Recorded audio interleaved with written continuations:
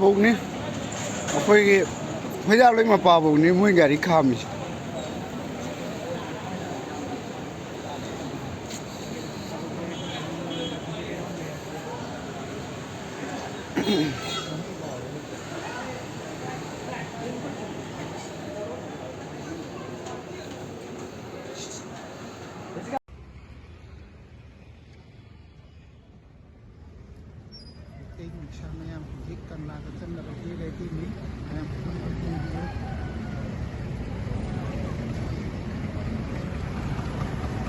aduga somna kandana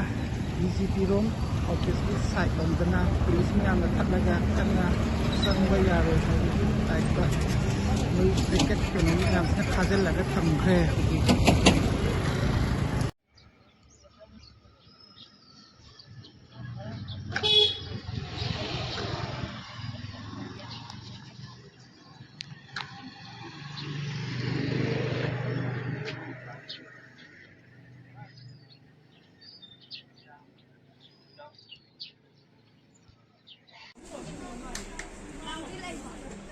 khác nhà mấy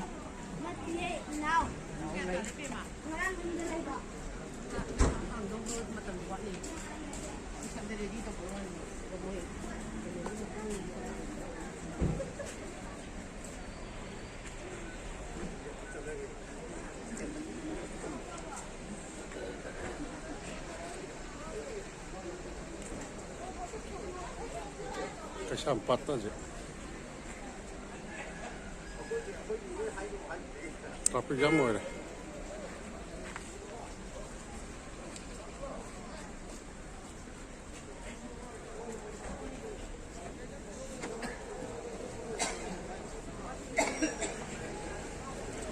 Qua cái thế này là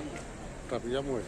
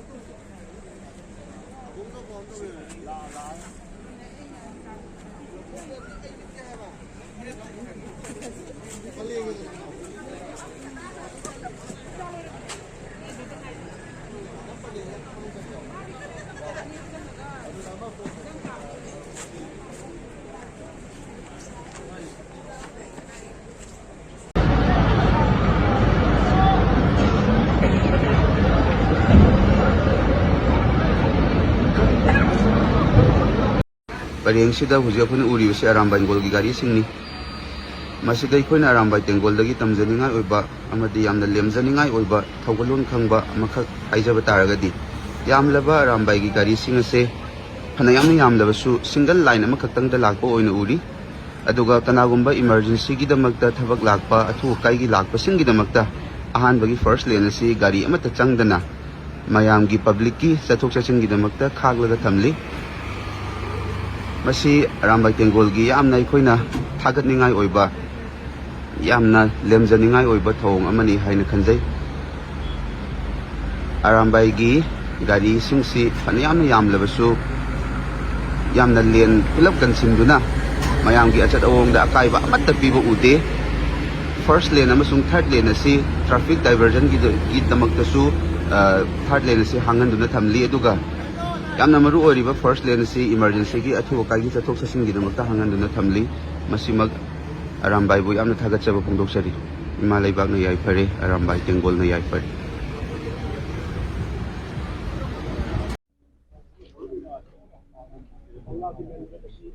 ano MP ra MP akiranjan hoigi honorable MP akiranjan lagre ai jam thage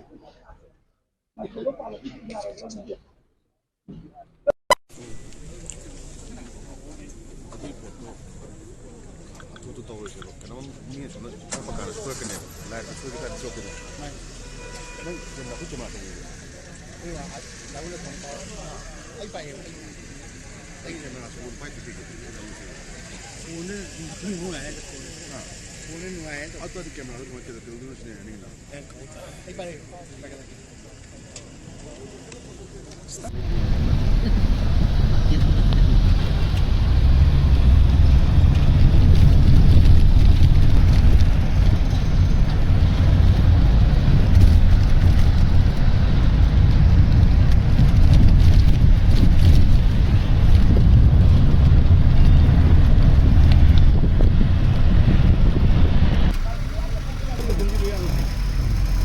Isangnya kang laman isangnya. Kang laman isangnya. ꯑꯔꯥꯡꯕ ꯅꯤꯡꯗꯤ ꯀꯩꯅꯣ ꯈꯪꯈꯤꯗ꯭ꯔꯦ ꯃꯣꯏꯒꯤ Koigi ona. ꯂꯦ ꯑꯃꯗꯤ minister ꯌꯥꯎꯅ 17ꯒꯨꯝꯕ 33ꯒꯨꯝꯕ ꯂꯥꯛꯑꯦꯅ ꯍꯥꯏ ꯑꯗꯨꯒ CMꯗꯤ ꯌꯧꯔꯛꯇ꯭ꯔꯤꯅ ꯍꯥꯏ ꯑꯗꯨꯕꯨ get ꯌꯥꯝꯕꯅꯤꯅ ꯃꯗꯨꯒꯤ ꯚꯦꯔꯤꯐꯤꯀꯦꯁꯟ ꯆꯞ ꯆꯥꯕꯗꯤ ꯑꯩ ꯈꯪꯖꯗ꯭ꯔꯦ ꯑꯗꯨꯕꯨ ꯁꯣꯝꯒꯤ ꯁꯥꯏꯠ ꯃꯦꯟ ꯒꯦꯠ ꯎꯇ꯭ꯔꯥꯁꯤꯗꯗꯤ ꯆꯪꯉꯛꯇ꯭ꯔꯦꯅ ꯇꯥꯖꯩ ꯑꯇꯣꯞꯄ ꯃꯤꯅꯤꯁꯇꯔꯁ ꯀꯦꯕꯤꯅꯦꯠꯀꯤ ꯌꯥꯏꯃꯈꯣꯏ ꯑꯗꯒꯤ ꯗꯣꯛꯇꯔ ꯁꯥꯄꯝ ꯔꯟꯖꯟ ꯈꯣꯏꯒꯨꯝꯕ ꯑꯗꯒꯤ ꯀꯣꯡꯒ꯭ꯔꯦꯁꯀꯤꯗꯤ MPCCꯗꯒꯤ ꯄꯨꯂꯞ ꯊꯣꯛꯂꯀꯥꯟꯁꯤꯗ ꯃꯣꯏꯒꯤ MLA 5ꯃꯛ ꯆꯪꯒꯦ ꯍꯥꯏ ꯏꯟꯀ꯭ꯂꯨꯗꯤꯡ ꯑꯩꯈꯣꯏꯒꯤ ꯐꯣꯔꯃꯔ ꯆꯤꯐ ꯃꯤꯅꯤꯁꯇꯔ ꯑꯣꯀꯝ ꯏꯕꯣꯕ ꯁꯤꯡ ꯑꯗꯨꯅ ꯁꯤꯒꯤ ꯀꯪꯂꯥꯒꯤ ꯃꯅꯨꯡꯗ ꯈꯟꯅꯔꯤꯕꯁꯤ ꯍꯧꯖꯤꯛ ꯀꯔꯤ ꯈꯟꯅꯔꯤꯕꯅꯣ ꯍꯥꯏꯕꯗꯨꯗꯤ ꯃꯌꯥꯝ ꯖꯦꯅꯔꯦꯜꯂꯤ ꯑꯣꯏꯕ ꯄꯣꯠ ꯈꯔꯗꯤ ꯑꯩꯈꯣꯏꯒꯤ ꯉꯔꯥꯡ ꯍꯥꯏꯈ꯭ꯔꯦ ꯃꯅꯤꯄꯨꯔꯒꯤ ꯃꯇꯥꯡꯗ ꯑꯗꯩ ꯍꯧꯖꯤꯛ ꯂꯩꯔꯤꯕ ꯁꯤꯆꯨꯋꯦꯁꯟꯁꯤ ꯆꯞ ꯆꯥꯕ ꯃꯇꯥꯡ ꯑꯃ ꯈꯟꯅꯅꯕ ꯑꯩꯈꯣꯏꯒꯤ ꯈꯨꯗꯣꯡꯆꯥꯕ ꯑꯃ ꯂꯧꯕꯅꯤ ꯍꯥꯏꯗꯅ ꯑꯗꯨꯒꯤ ꯃꯅꯤꯄꯨꯔꯒꯤ ꯑꯣꯏꯔꯤꯕ ꯐꯤꯕꯝꯁꯤꯒꯤ ꯃꯇꯥꯡꯗ ꯑꯔꯥꯝꯕꯥꯏ ꯇꯦꯡꯒꯣꯜꯅ ꯏꯅꯤꯁꯤꯌꯦꯠ ꯇꯧꯔꯀꯥꯟꯁꯤꯗ ꯉꯁꯤꯁꯦ ꯃꯤꯌꯥꯝ ꯐꯝꯃꯤꯟꯅꯗꯕ ꯌꯥꯗꯦ ꯑꯩꯈꯣꯏ ꯃꯁꯤ ꯅꯨꯃꯤꯠꯁꯤꯗ ꯈꯣꯡ ꯊꯦꯜꯂꯀꯥꯟꯗ ꯑꯩꯈꯣꯏꯒꯤ ꯃꯤ ꯃꯌꯥꯝꯁꯤ ꯂꯥꯛꯄꯤꯗ ꯌꯥꯗ꯭ꯔꯦ MLA ꯃꯟꯇ꯭ꯔꯤ ꯃꯌꯥꯝ ꯀꯥꯏ ꯂꯩ ꯃꯔꯝꯗꯤ ꯂꯩꯉꯥꯛꯇꯨꯁꯤ ꯃꯣꯏꯅ ꯂꯩꯉꯥꯛꯇꯣꯏꯅꯤꯅ ꯅꯣꯏꯒꯤ ꯂꯩꯉꯥꯛꯁꯤ ꯀꯗꯥꯏ ꯆꯠꯈ꯭ꯔꯒꯦ ꯍꯥꯏꯕꯗꯨꯒꯤ ꯄꯣꯠꯅꯦꯕ ꯉꯁꯤ ꯂꯩꯔꯤꯁꯦ ꯃꯇꯥꯡꯁꯨ ꯆꯥꯕ꯭ꯔꯥ ꯍꯥꯏꯅ ꯈꯜꯂꯤ ꯃꯔꯝꯗꯤ ꯃꯅꯤꯄꯨꯔꯁꯦ ꯍꯧꯖꯤꯛ ꯊꯥ 9 ꯍꯦꯜꯂꯛꯑꯕꯅꯤ ꯇꯧꯔꯤꯕ ꯑꯩꯈꯣꯏꯒꯤ ꯏꯔꯥꯡꯁꯦ ꯑꯗꯣ ꯉꯁꯤꯗꯤ ꯑꯜꯇꯤꯃꯦꯠꯂꯤ ꯌꯥꯝꯅ ꯍꯤꯁꯇ꯭ꯔꯤꯛ ꯑꯣꯏꯕ ꯑꯩꯈꯣꯏ ꯀꯪꯂꯥꯒꯤ ꯎꯇ꯭ꯔꯥ ꯁꯪꯂꯦꯟ ꯃꯅꯨꯡꯁꯤꯗ ꯃꯦꯗꯤꯌꯥꯗ ꯆꯪꯍꯟꯈꯤꯗ꯭ꯔꯦ ꯑꯗꯨꯕꯨ ꯃꯅꯨꯡꯗ ꯂꯥꯛꯏꯕ MLA ꯃꯤꯅꯤꯁꯇꯔꯁꯤꯡꯅꯦ ꯑꯗꯨꯒ ꯑꯔꯥꯝꯕꯥꯏꯒꯤ ꯃꯦꯝꯕꯔꯁ ꯃꯤ 50 ꯍꯥꯏꯕ꯭ꯔꯥ ꯑꯗꯨꯃꯥꯏꯅ ꯇꯥꯖꯩ ꯑꯩꯅ ꯇꯥꯖꯕ ꯀꯥꯟꯗ ꯑꯗꯨꯒꯤꯗꯣ ꯇꯧꯔꯀꯥꯟꯁꯦ ꯍꯧꯖꯤꯛ ꯀꯟꯅ ꯋꯥꯐꯝ ꯈꯟꯅꯕ ꯗꯤꯁꯀꯁꯟ ꯍꯧꯔꯦꯅ ꯇꯥꯖꯩ ꯑꯇꯣꯞꯄ ꯄꯦꯔꯤꯐꯦꯔꯦꯜ ꯑꯦꯔꯤꯌꯥꯗ ꯅꯥꯒꯥꯝꯄꯥꯜ ꯎꯔꯤꯄꯣꯛ ꯊꯥꯡꯃꯩꯕꯟꯗꯁꯨ ꯑꯔꯥꯝꯕꯥꯏ ꯇꯦꯡꯒꯣꯜꯒꯤ ꯃꯤ ꯃꯌꯥꯝ ꯑꯃ ꯍꯥꯏꯇꯥꯔꯦꯅꯦ ꯍꯥꯏꯐꯦꯠ ꯌꯥꯝꯃꯦ ꯑꯗꯨ ꯃꯌꯥꯝ ꯄꯨꯂꯞ ꯉꯥꯏꯍꯧꯔꯤ ꯃꯤꯇꯤꯡꯁꯤꯒꯤ ꯑꯥꯎꯠꯀꯝ ꯑꯩꯈꯣꯏꯅ ꯍꯧꯖꯤꯛ ꯄꯥꯝꯖꯔꯤꯁꯤ ꯃꯤꯇꯤꯡꯒꯤ ꯑꯥꯎꯠꯀꯝꯁꯤꯅ ꯃꯅꯤꯄꯨꯔꯒꯤ ꯑꯣꯏꯕ ꯂꯩꯕꯥꯛꯁꯤꯒꯤ ꯑꯣꯏꯕ ꯀꯝꯃ꯭ꯌꯨꯅꯤꯇꯤꯁꯤꯒꯤ ꯑꯣꯏꯅ ꯈꯤꯇꯪ ꯐꯍꯟꯕ ꯗ ꯋꯦ ꯐꯣꯔꯋꯥꯔꯗ ꯍꯥꯏꯖꯕ ꯇꯥꯔꯦ ꯑꯩꯈꯣꯏꯒꯤ ꯅꯣꯔꯃꯦꯜꯁꯤ ꯍꯜꯍꯜꯂꯛꯄ ꯏꯀꯣꯅꯣꯃꯤ ꯆꯥꯎꯈꯠꯍꯟꯕ ꯑꯃꯗꯤ ꯈꯨꯟꯅꯥꯏ ꯑꯁꯤꯕꯨ ꯃꯄꯥꯡꯒꯜ ꯈꯪꯍꯟꯕ ꯑꯗꯨꯃꯥꯏꯅ ꯇꯧꯕ ꯃꯤꯇꯤꯡ ꯑꯃꯅꯦ ꯑꯗꯨꯃꯥꯏꯅ ꯇꯥꯖꯩ ꯑꯗꯨꯃꯥꯏꯅ ꯑꯣꯏꯕꯁꯨ ꯑꯣꯏꯁꯨ ꯇꯧꯒꯗꯧꯔꯤꯕ ꯃꯤꯇꯤꯡꯁꯤꯗꯒꯤ ꯑꯩꯈꯣꯏꯒꯤ ꯄꯣꯖꯤꯇꯤꯚ ꯔꯦꯁꯄꯣꯟꯁ ꯂꯥꯛꯀꯅꯤ ꯍꯥꯏꯅ ꯈꯟꯕꯤꯕ꯭ꯔꯥ ꯅꯠꯇ꯭ꯔꯒ ꯀꯔꯤ ꯑꯦꯛꯁꯄꯦꯛ ꯇꯧꯕꯤ ꯑꯩꯒꯤ ꯃꯣꯠꯇꯗꯤ ꯑꯩꯈꯣꯏ ꯑꯦꯛꯁꯄꯦꯛꯇꯦꯁꯟ ꯀꯌꯥ ꯊꯝꯗꯕꯁꯨ ꯐꯩ ꯕꯠ ꯀꯩꯅꯣꯗ we have to be ready for the bad expectation ꯑꯩꯈꯣꯏ ꯑꯦꯛꯁꯄꯦꯛꯇꯦꯁꯟ ꯌꯥꯝ ꯋꯥꯡꯅ ꯊꯝꯃꯨꯔꯀꯥꯟꯁꯤꯗ ꯑꯗꯨꯒꯤ ꯑꯦꯛꯁꯄꯦꯛꯇꯦꯁꯟꯗꯨ ꯌꯧꯗ꯭ꯔꯀꯥꯟꯗ ꯅꯨꯡꯉꯥꯏꯇꯕ ꯄꯦꯟꯗꯕ ꯃꯌꯥꯝ ꯑꯃ ꯂꯩ ꯍꯥꯏꯖꯕ ꯇꯥꯔꯦ ꯑꯗꯨꯕꯨ ꯑꯔꯥꯝꯕꯥꯏ ꯇꯦꯡꯒꯣꯜꯗꯒꯤꯗꯤ ꯊꯥꯖꯕ ꯃꯌꯥꯝ ꯑꯃ ꯊꯝ ꯇꯥꯔꯒꯁꯨ ꯀꯔꯤꯒꯨꯝꯕ ꯑꯩꯈꯣꯏꯒꯤ ꯔꯦꯁꯤꯄ꯭ꯔꯣꯀꯦꯠ ꯇꯧꯔꯛꯇꯣꯏꯕ MLA ꯃꯟꯇ꯭ꯔꯤꯁꯤꯡꯅ ꯇꯧꯔꯛ ꯇꯥꯔꯒꯗꯤ ꯀꯃꯥꯏꯅ ꯇꯧꯒꯗꯒꯦ ꯍꯥꯏꯕ ꯑꯃ ꯗꯔꯀꯥꯔ ꯂꯩ ꯑꯗꯨꯅ ꯃꯇꯝꯒꯤ ꯃꯇꯨꯡ ꯏꯟꯅ ꯄꯨꯔꯛꯄ ꯑꯃ ꯗꯔꯀꯥꯔ ꯂꯩ ꯕꯠ ꯋꯤ ꯁꯨꯗ ꯔꯤꯃꯦꯟ ꯍꯣꯞꯐꯨꯜ ꯑꯗꯨꯃꯥꯏꯅ ꯊꯝꯖꯩ How about actually giving it in English? I mean, for the larger audience. English ki bite TV kay kay ba? ꯀꯅꯥꯅ ꯇꯧꯁꯤꯒꯦ Ay na recording ko rin nung thazal siya ito na. ꯌꯥꯅꯤ